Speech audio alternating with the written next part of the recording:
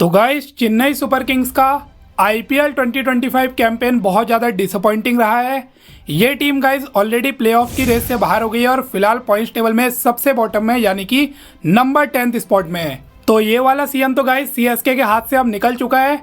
अब ऐसे में जो सीएसके मैनेजमेंट है उनका फोकस होगा अगले सीजन में, यानी कि सीएसके मैनेजमेंट देख रही होगी अगले सीजन में कैसे बाउंस बैक किया जाए।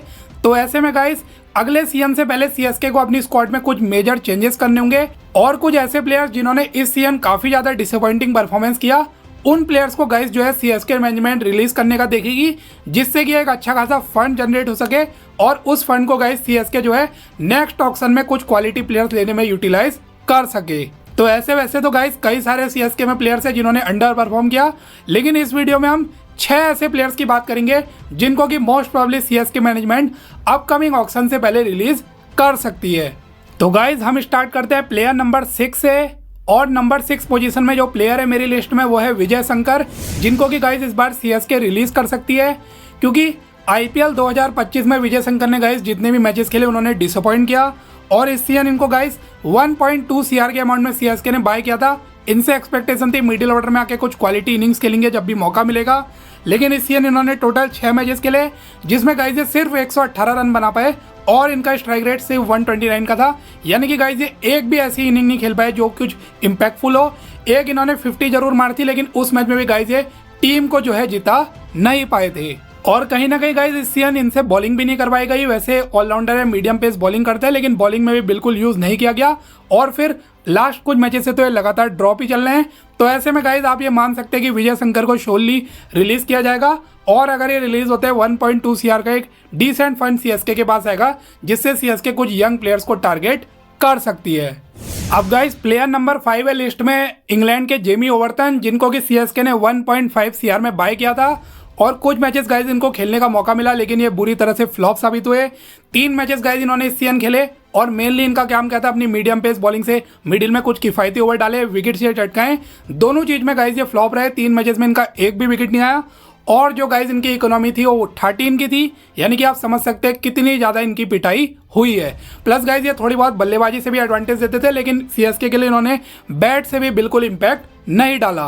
अब गाइस आ जाते हैं प्लेयर नंबर 4 में और लिस्ट में चौथा नाम आता है दीपक हुड्डा का, जो कि इस सीजन एक बहुत बड़ी डिसअपॉइंटमेंट साबित हुए हैं।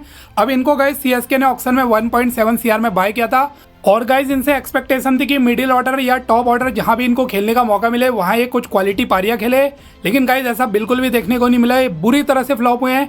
6 मैचेस में सीएसके ने अभी तक इनको खेलने का मौका दिया, जिसमें गाइस ये सिर्फ 31 रन स्कोर कर पाए और आप स्ट्राइक रेट देखेंगे सिर्फ 75 का, यानी कि इससे आप समझ सकते हैं गाइस कितना बुरा दीपक हुड्डा का सीजन जा रहा है। प्लस और सीजन्स में गाइस मैंने देखा है फील्डिंग भी अच्छी करते हैं, लेकिन इस बार सीएसके में तो इन्होंने अपनी फील्डिंग से भी डिसअपॉइंट किया है और सीएसके ने गाइस इनको अलग अलग ट्राई भी किया। नंबर 3 में भी एक आध बार खिलाया, नंबर 4, नंबर 5 और लोअर मिडिल ऑर्डर में भी खिलाया, कहीं भी गाइस ये इम्पैक्ट नहीं डाल पाए। तो ऐसे में गाइस आप ये मान सकते हैं कि दीपक हुड्डा का भी रिलीज होना लगभग कंफर्म है। अब गाइस लिस्ट में प्लेयर नंबर 3 है राहुल त्रिपाठी, जिनको कि सीएसके ने 3.4 सीआर के एक अच्छे खासे अमाउंट में बाय किया और गाइस ये काफ़ी टेक्निकल बैट्समैन है, काफ़ी टैलेंटेड है और पर्सनली मुझे तो गाइस इनसे बहुत ज़्यादा एक्सपेक्टेशन थी कि सीएसके में आके अच्छा परफॉर्मेंस करेंगे, लेकिन गाइस हुआ बिल्कुल इसका उल्टा और राहुल त्रिपाठी एक भी मैच में गाइस इम्पैक्ट नहीं डाल पाए और ये बुरी तरह से फ्लॉप साबित हुए हैं। अभी तक गाइस इन्होंने टोटल सीएसके के लिए 5 मैचेस खेले इस सीजन, जिसमें इनके सिर्फ 55 रन है और जो इनका स्ट्राइक रेट है सिर्फ 96 का, यानी कि 100 से भी कम का है।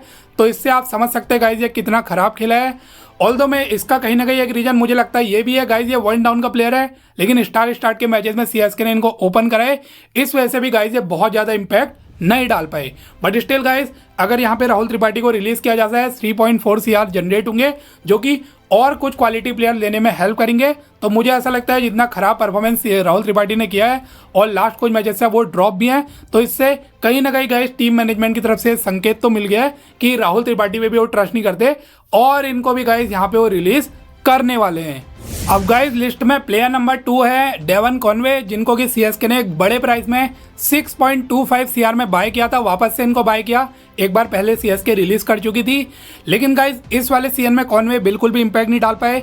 4 ही मैचेस उनको खेलने का मौका मिला, जिसमें वो सिर्फ 94 रन स्कोर कर पाए और 123 का इनका स्ट्राइक रेट था। अब शुरुआत के मैचेस में तो गाइस आपने देखा होगा कॉनवे को स्टार्ट भी नहीं कराया जा रहा था, रचिन रविंद्र को प्रीफर किया जा रहा था। बाद में गाइस जब गायकवाड़ इंजर्ड हुए तब जाके कॉनवे को मौका मिला और उसके बाद इन्होंने 3-4 मैचेस खेले, जिसमें गाइस एक मुझे अच्छी इनिंग याद है, वो पंजाब वाले मैच में आई थी। आई थिंक 68-70 रन के आसपास की इनकी इनिंग आई थी। उसमें भी गाइस ये रिटायर्ड हो गए थे, फिर टीम नहीं जीत पाई थी। उसके अलावा तो गाइस ये किसी भी इनिंग में वो वाला इंपैक्ट नहीं डाल पाए जो हम इनसे एक्सपेक्ट करते हैं, जैसा इन्होंने 2023 में सीएसके के लिए इंपैक्ट डाला था। तो ऐसे में गाइस जो सीएसके ने तो शुरू में इंडिकेशन दे दिया था जब इनको स्टार्ट में प्रीफर नहीं किया गया, रचिन रविंद्र को खिलाया गया, कि कहीं ना कहीं वो बहुत ज़्यादा लॉन्ग टर्म के लिए तो कॉनवे पे भरोसा नहीं कर रहे हैं। और उसके बाद गाइस इन्होंने उस लेवल का परफॉर्म भी नहीं किया। तो अब गाइस आप ये मान सकते हैं कि कॉनवे, जिनकी एज भी अब उतनी रही रही 34-35 के हो गए हैं, तो मे भी सीएसके उन पर बहुत ज़्यादा लॉन्ग टर्म ट्रस्ट नहीं करती है। प्लस जो इनका ऑक्शन प्राइस है वो भी गाइस 6.25 CR का है। तो ऐसे में आप मान सकते हैं कि सीएसके इनको रिलीज करने वाली है और गाइस सीएसके को इनको रिलीज करके 6.25 CR मिलेंगे, जो कि एक अच्छा खासा अमाउंट होता है। और इस अमाउंट में गाइस सीएसके एक ना एक क्वालिटी मिडिल ऑर्डर या वो ओपनर बैट्समैन जो कि काफी यंग हो, जो अच्छी फॉर्म में, उनको टारगेट कर सकती है। अब गाइस लिस्ट में प्लेयर नंबर 1 है आर अश्विन, जिनको कि सीएसके ने एक बहुत बड़े प्राइस 9.75 CR यानी कि लगभग आप 10 CR मान सकते हैं, 10 CR में इनको ऑक्शन में बाय किया। बहुत ज़्यादा एक्सपेक्टेशन थी गाइस अश्विन से, ऐसी सब उम्मीद जता रहे थे कि चेपॉक, जो कि इनका होम ग्राउंड भी है, वहाँ पे गाइस ये अपने एक्सपीरियंस का फुल यूज़ करेंगे, वहाँ पे काफ़ी सक्सेसफुल होंगे, अच्छे विकेट चटकाएंगे। लेकिन गाइस ऐसा बिल्कुल भी देखने को नहीं मिला और अश्विन गाइस बुरी तरह से फ्लॉप रहे हैं। 8 मैचेस में सिर्फ उन्होंने अभी तक 5 विकेट चटकाए और 9 का उनका इकोनॉमी रेट है। बल्ले से भी गाइस वो बिल्कुल इंपैक्ट नहीं डाल पाए, 8 मैचेस में सिर्फ उनके 20 रन है। उसके बाद गाइस इनको ड्रॉप भी कर दिया गया था। अभी कल ही केकेआर वाला मैच हो उसमें कमबैक किया, लेकिन फिर उसमें भी बहुत ज्यादा इंपैक्ट इनका नहीं आया। तो ऐसे में गाइस अब आप ये मान सकते हैं कि सीएसके मैनेजमेंट इनको तो श्योरली रिलीज कर सकती है, क्योंकि अश्विन के रिलीज होने से लगभग 10 CR का फंड जो है जनरेट होगा, जो कि बहुत ज्यादा हेल्प करेगा सीएसके की।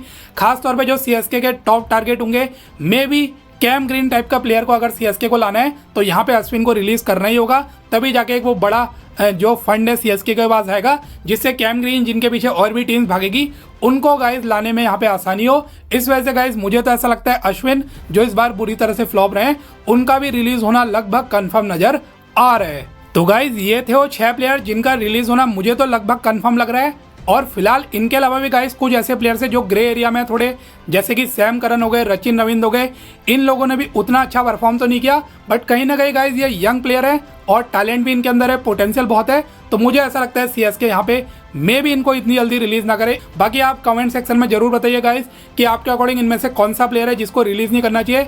और गाइस ऐसी वीडियोस के लिए आप चैनल को भी सब्सक्राइब कर सकते हो।